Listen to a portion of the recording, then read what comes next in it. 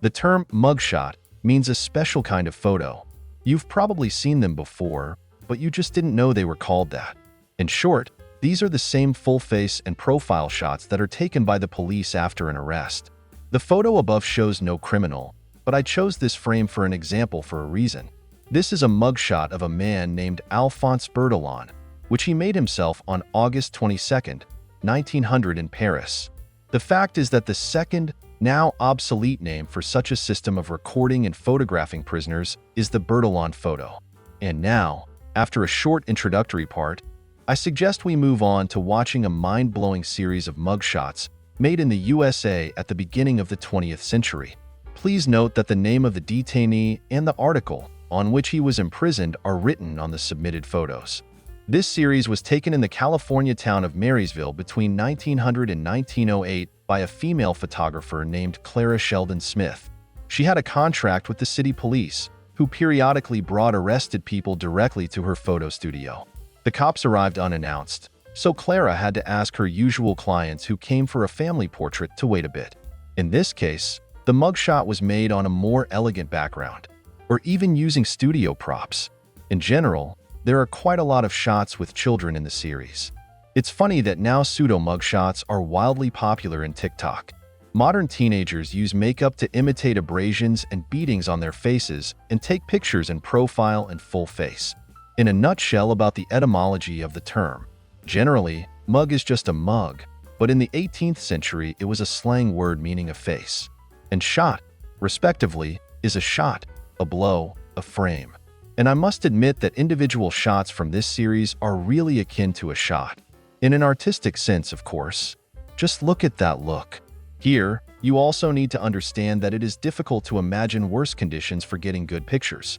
The photographer has little time to prepare, and the model is also unlikely to be interested in successful shots for objective reasons.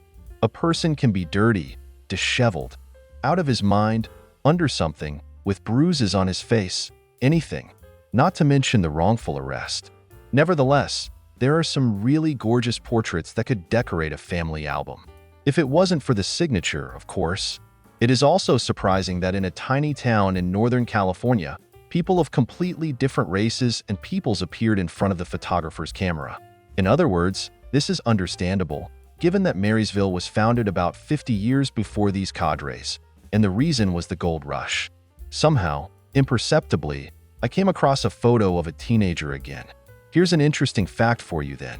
For the first time, Bertillon applied his photography system to his 2-year-old son. As a joke, the kid was accused of gluttony for biting into all the pears in the basket. But back to the real criminals.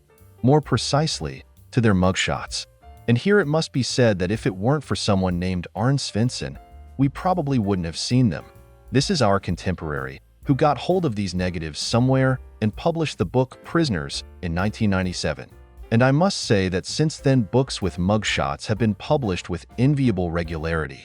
And among them there are pictures of famous people, musicians, actors, politicians, scientists. Bob Younger was a member of the infamous Younger Brothers gang that terrorized the Midwest. Bob Younger, along with his brothers Cole and Jim, committed a series of daring robberies. Even at the turn of the century, many Wild West prisons continued to tolerate barbaric practices. For example, the Wyoming Frontier Prison closed only in 1981, and over its long history it has held about 13,500 prisoners, including 11 women. Another notorious institution in Wyoming was known for its cramped conditions. 2 prisoners were held in 5-foot-wide cells and were subject to a strict no-talking rule. In September 1866, John Ellis was accused of stealing horses. Wild West prisons housed some of the most notorious criminals in American history, criminals who thrived on the lawless frontier. The photos in the gallery above depict such famous personalities as the Younger Gang, a group of brothers Cole, Bob, and Jim Younger, who became famous for a series of robberies in Missouri, Texas, and nearby states. The Younger brothers eventually joined forces with another pair of criminal brothers, Frank and Jesse James, to form the legendary James Younger Gang. Together, they organized daring robberies and avoided capture for many years.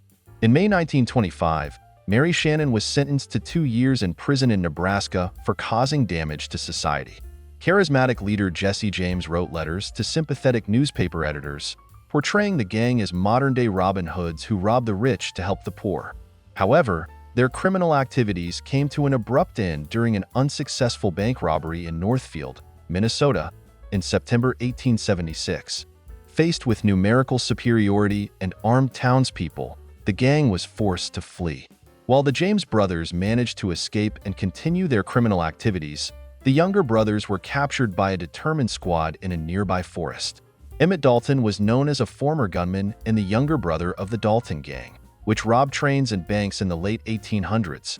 The concept of modern photography originated in Belgium in the 1840s, when police began photographing prisoners to ensure their identification in the event of a repeat crime after release. By 1857, this practice had spread to New York City, where police regularly photographed suspects and displayed the photos in public galleries to enlist citizens' help in catching criminals. By the 1860s, such photographs had become commonplace on wanted posters across America. Initially, the now standard front and profile view format was not used for photographs. This two-projection format was first used in 1888 by French policeman Alphonse Bertillon, which was a significant achievement in the field of criminal identification. In March 1931, Jake Folan sneaked into Stubblefield's chicken coop to steal some poultry. He was arrested after a homemade alarm system installed by the owners alerted them to his intrusion. Juanita McCamey, 20, was arrested in San Diego and charged with criminal conspiracy after participating in a public labor protest in 1912. Goldie Williams, aka Meg Murphy, was arrested in Nebraska for vagrancy on January 29, 1898. In the photo, Williams looks rebellious after being arrested. In 1901, J.P. Robinson was arrested in Nebraska for organizing a fraud in which he bought beer for Mexican dollars, which looked very similar to American dollars, although the Mexican currency was worth half as much. When Wyoming authorities briefly caught notorious criminal Butch Cassidy and took this picture for stealing horses in 1894, his most notorious crimes were yet to come. After his release from prison, he formed the Wild Bunch, recruited the Sundance Kid, and continued robbing banks and trains throughout the Wild West. Cassidy eventually met his end in a dramatic shootout in Bolivia. If you love vintage photographs and want to immerse yourself in the atmosphere of the past, don't forget to subscribe to our channel. Here you will find unique snapshots, interesting stories, and captivating facts about celebrities and events that have left their mark in history. Support us with a like so we can continue sharing this amazing collection with you.